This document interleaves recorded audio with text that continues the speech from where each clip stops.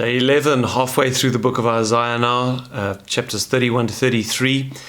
And as I said to you at the beginning of the devotion, the first 39 chapters, mirroring the first 39 books of the Bible, being the Old Testament, are very heavily weighted toward God's anger and heartbreak over the sin of his people and the fact that he is going to judge them. And yet there have been traces of grace kind of weaved through the testimony. As we've seen, there's already been a number of prophecies of the Messiah. And that's a bit like the Old Testament. The Old Testament is very heavily law-based, and yet there are still many traces through the Old Testament of grace and of this coming kingdom of righteousness and of forgiveness. And yet when we turn into the New Testament, it becomes far more heavily weighted on the grace that has been brought to us in Jesus. And Isaiah works exactly the same way. The first 39 chapters, far more about judgment.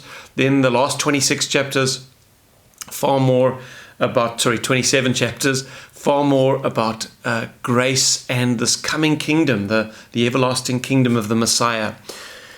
And today we kind of see a bit of this interplay. We bounce back and forth in the three chapters this morning between judgment and grace and promises of restoration and judgment. And it almost seems like, come on, Isaiah, which one is it? But this is the message, that both are true, both are aspects of how God is dealing with the world and will continue to deal with the world. And in fact, this is the point I want to make this morning, the one comes through the other. Times of refreshing and that eternal kingdom of peace can only come through absolutely exhaustive judgment. Why? Because God is going to eliminate sin entirely from his creation, and nothing will escape. So we see this as we even beginning of chapter 30. Isaiah is condemning the people for putting their confidence in the other nations, which they always did. They never cried out to God. I say never. There were some kings who did, but for the most part, they just made alliances with the countries around them to come and help them against their enemies. And God is saying to them, why don't you depend on me? Why do you depend on the Egyptians? They are just men. Their horses are flesh, they're not spirit. They're not God. Why don't you call on me? So he's condemning them for their lack of faith. The Lord then condemns them for not listening to his word. And he tells Isaiah to write it down. He says, write what I'm going to tell you now, write it down, which is what he did. That's why we have the book. Note it on a scroll, he says, that it may be for a time to come, that they can look back when the judgment has come upon them. They'll be able to read these words and they will know why it has happened. That this is a rebellious people. They are lying children who will not hear the law of the Lord. They just would not listen to God. And yet then in the same chapter, at verse 18, it then swings all of a sudden to promises of grace and promises of deliverance. Therefore the Lord will wait that he may be gracious to you, and therefore he will be exalted that he may have mercy on you. For the Lord is a God of justice. Blessed are those who wait for him. For the people shall dwell in Zion at Jerusalem. You shall weep no more. He will be very gracious to you at the sound of your cry. When he hears it, he will answer you. So there's this promise of grace and of God now responding to their prayers. But the point is, God is saying that will happen when you have come through a time of judgment and you have waited on God, and I have separated the sheep from the goats, so that those who are faithful, those who have waited for me, I will be gracious to them. And he goes on to talk about how he will be gracious to the very land of Israel, how it will be fruitful again, and that they will sow and reap plentifully, and And in the same scriptures today we read how the land will be brought to desolation. It will be a wilderness. So there's this constant flopping back and forth. Chapter 31, the folly of not trusting in God and trusting in men. And then again in the same chapter, just 4 verses later, God will deliver Jerusalem. And he did that. This is a prophecy of what would happen in Hezekiah's time when Sennacherib came and encircled the city and the angel of the Lord went out. So God does deliver Jerusalem. Why? Because Hezekiah was repentant. He was full of faith. And on we could go, how this flip-flopping back and forth. So let me read to you the sum of the matter. I'll make a comment and we're done. This is chapter 32 from verse 14. Because the palaces will be forsaken, the bustling city will be deserted.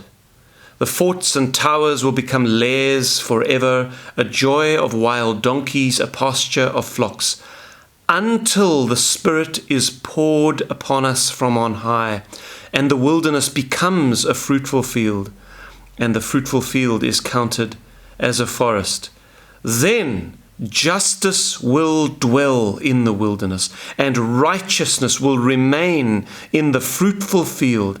The work of righteousness will be peace, and the effect of righteousness, quietness and assurance forever. My people will dwell in a peaceful habitation, in secure dwellings, and in quiet resting places.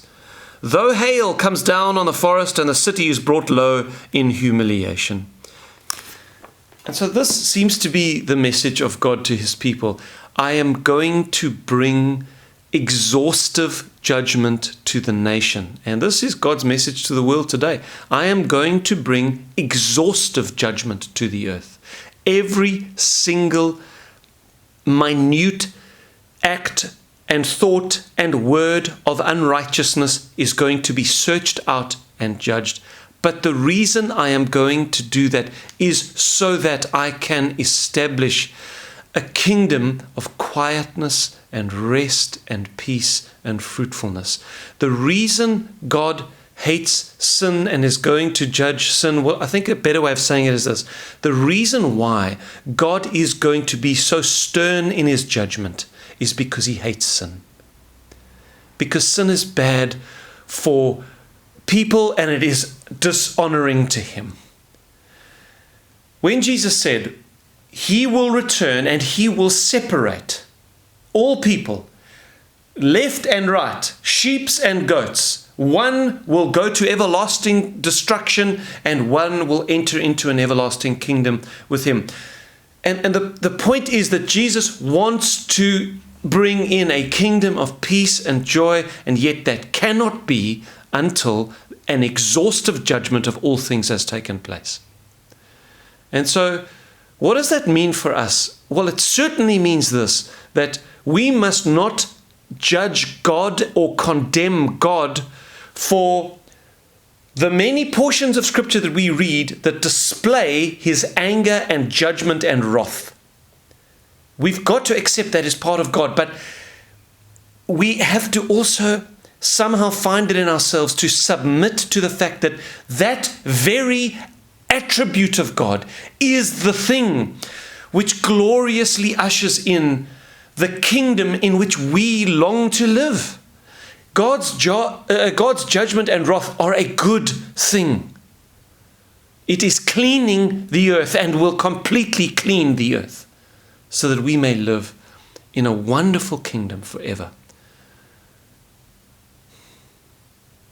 And I think the second thing that it means is that we need to live with a healthy fear of God. And we need to keep short accounts with him and keep our consciences clear with him. And when you've sinned, be very quick to just humble yourself and say, Lord, my heart condemns me for that thing I did yesterday, and I'm sorry for it, Lord. But the good news is if we confess our sin because of what Jesus has done for us, he is faithful and just to forgive us and cleanse us from all unrighteousness. Keep short accounts with God, because he is determined to exhaustively judge everyone and everything so that we may live in a kingdom of peace. So God bless you. See you tomorrow.